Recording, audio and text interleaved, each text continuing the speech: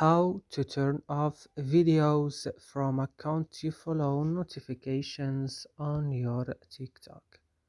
Hello guys, how it's going? Today I will show you and teach you how to do this. Just watch this video until the end.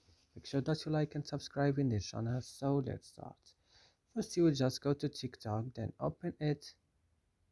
And then when you open your TikTok, you will just go down here on your profile.